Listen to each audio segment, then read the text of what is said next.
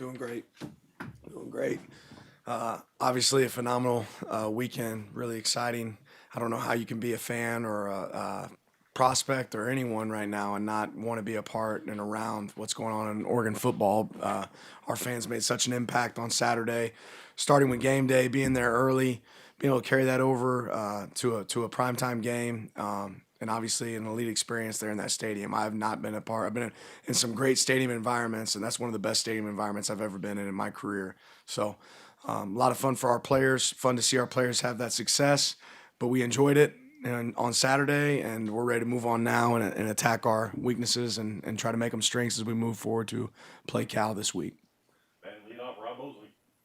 To that point, one of the spoils of victory is a lot of kudos, a lot of compliments. Just how have your guys done processing all that and moving on from it in the last 48 hours? Yeah, we don't concern our opinion, with the opinions of others, right? Our focus has always been within. And today we went to the doctor and we saw a lot of things we can get better at, right? Some people texted me in the morning after the game and said, "How do you feel after that win?" And I said, "Well, I just watched the film, so I've got some concerns, right? There's a lot of stuff that we got to fix, a lot of stuff that we can get better." The piece that I'm excited about is I think consistently every single week we've improved, right? Really across the board, and we got to continue to improve as we move forward. Right, Zach? Ryan Addison is someone who's really kind of coming into his own on the defense and really finding his spot there. After watching the film, what do you think he's doing now that's really allowed him to establish himself there? He's got range. We talked about it this morning as we went back and evaluated some of those things. This guy can cover sideline to sideline. Obviously having that receiving background allowed him to come down with the ball there at the end of the game. But he's getting his hands on a lot of balls, and he gets guys down when it comes to tackling, and that's showing up. Second row, left, Eric. We didn't get a chance to ask you about the end of game offensive sequence of taking the knee and then throwing it through the back of the end zone. What went into those decisions?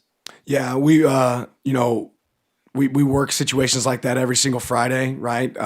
For us, it wasn't about trying to go get another score; it's just making sure the ball doesn't go back to our opponent. You talk about things that I can do better. It should have been more of a slow knee, right? You take a slow knee, you can run a little bit more time off. We've worked the air ball situation we did the very last play with as much as 10 seconds in practice. It was 13. It's a little longer than you really want to work.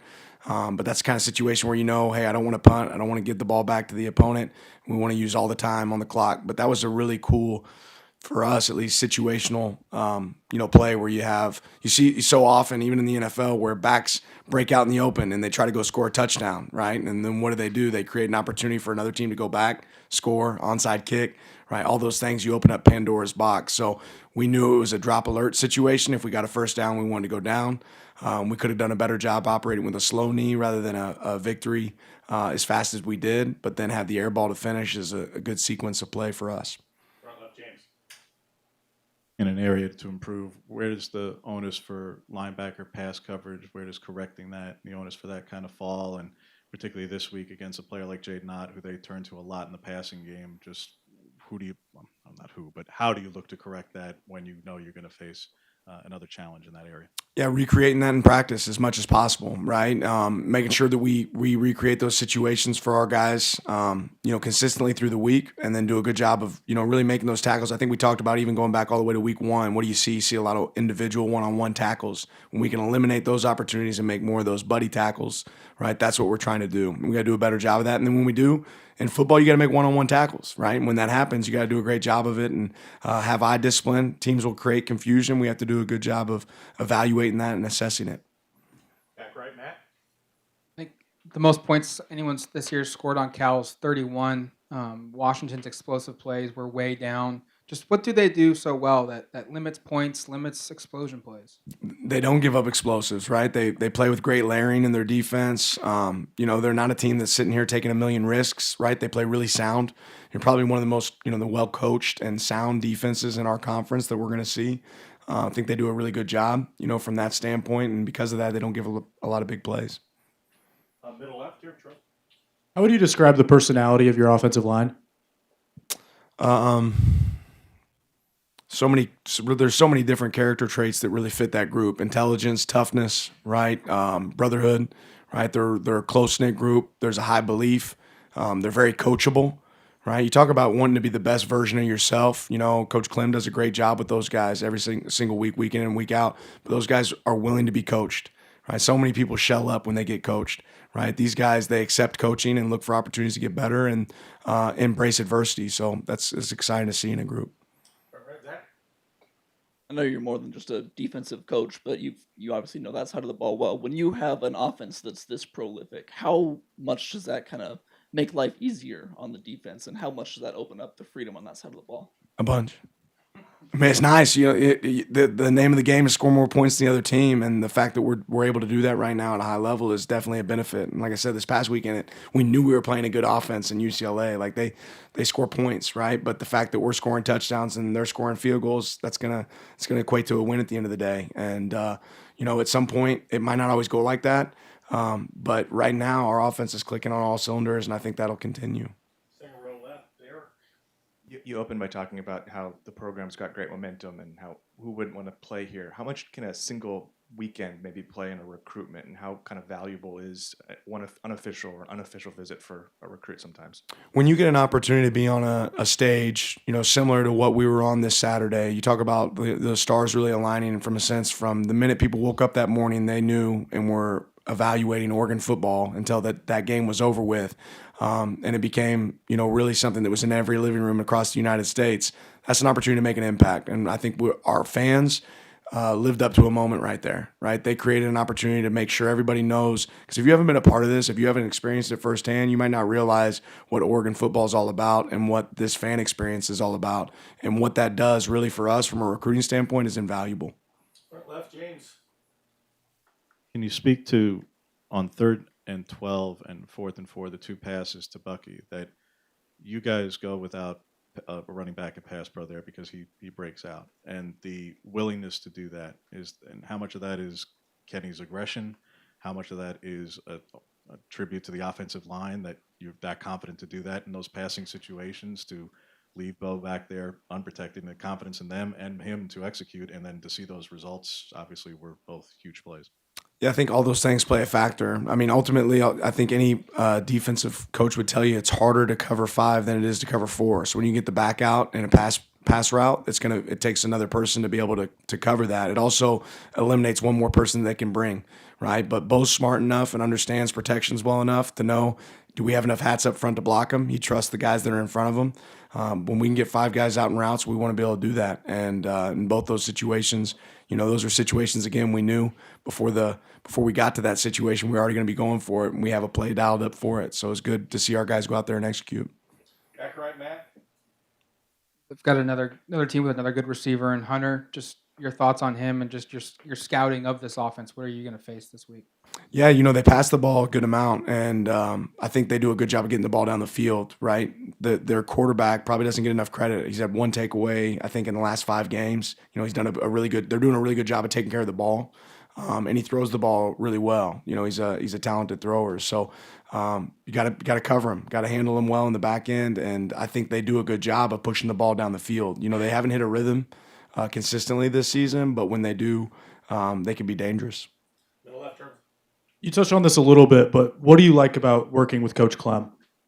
Yeah, our entire offensive staff. I mean, you love a guy that has experience, right? You talk about Coach Clem. He's a guy that's played in the NFL, right? He played at high level college football. He's been a college coach. He's been an NFL coach. He has an experience. So I think for our players, it's really nice to know that this isn't a guy that just says it, right? But it's also a guy that's done it, right? I think you see a big guy, right? But sometimes when you hear him talk, you're like, oh, it doesn't sound like. He doesn't have to go out there and be a yeller and a screamer, right, to get the results that are necessary for his group, right? And that's appealing. I think he can be really straightforward with his guys, honest answers and clear, and I think that comes out in the way that they play. So having the offensive staff, the defensive staff, I can't give enough credit to our coaching staff that we have here and the job that they've done, and our players buying into that coaching staff for us to have success. Moving over one seat, Eric. You talked about veteran quarterbacks, some young guys downfield, but then also the running back, Ott, who I think has the highest single game rushing in the conference this year, like 278 yards or whatever that was a while ago. How difficult is it to prepare for when they have kind of both of those, I guess, assets that can go off in any single game like that? Yeah, I like how you stole the mic there. That was smooth. Turnover 1. No, yeah, when you're playing a team that can do both, right, it really challenges you defensively. That being said, we have to be able to take away what they do best. So we're going to have to play to some of the tendencies, try to evaluate that as we go through the game. But they certainly have proven that they can, right? So that's something we're going to have to prepare for. Now, Aaron. Got it back. Our names sound similar. It's very similar. It really does. Look different. I feel like a big theme in all sports is not playing down to your competition and coming off of game against UCLA team that was highly ranked, big game, coming in Austin Stadium, now going on the road the next 2 games, playing some teams that are lower in the conference. I know your team has improved every single week, but what are you looking for, especially after this next game, that's going to prove to you that your team is continuing to improve and not playing down to their competition? I think anybody that turns on a TV on any Saturday night is going to realize that every week you can't predict college football, right? I'm watching film earlier today, and this game last year came down to the last 2 seconds on a 4th and 2 at the goal line, right? So we have to bring our best every single week to be able to perform to the level we think necessary and capable. Again, I've got a lot of respect for Cal. We're playing Oregon this week, right? We got to go get our best version of us. And be able to play really well. And we want to be playing better ball at the end than we are right now. So that's what we're looking for is growth, right? But this team is very capable. James. When you speak of Bo being elite, recognizing number counts and box counts and those things and making run checks and those things, exactly how much autonomy does he have on a play pre-snap basis, Dan? I mean, there's guys where it's one check or maybe there's a couple options, but how vast and how wide open is it for him given that he's more experience and been in a version of this offense before and has, a veteran offensive line, et cetera? Yeah, we trust Bo, right? There was maybe one time I think we all gave him a hard time today about one of the checks he made, right? But we trust Bo, right? He's got great confidence in the system and he understands what we're trying to get accomplished. I think that's credit again to the coaching staff and the job that they're doing for preparing him. But he knows what looks we're looking for, and there's times where there's something we haven't really prepared for. But maybe 4 weeks before, but he remembers the check and why we had it, and he's able to utilize it within a game. So that's when you really are clicking on all cylinders, when you have somebody that can do that. Back right, Matt.